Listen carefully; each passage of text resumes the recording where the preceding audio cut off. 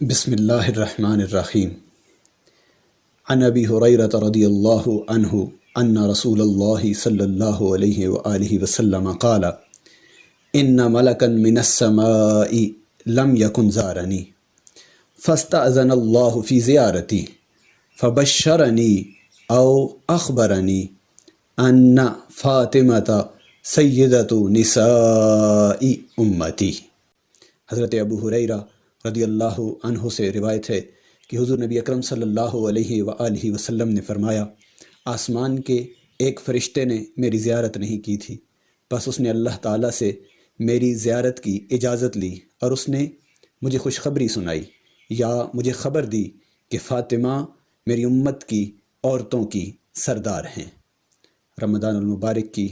مطہر ساعتوں میں طہارتوں کی ملکہ کی حضور عقیدتوں کا سلام۔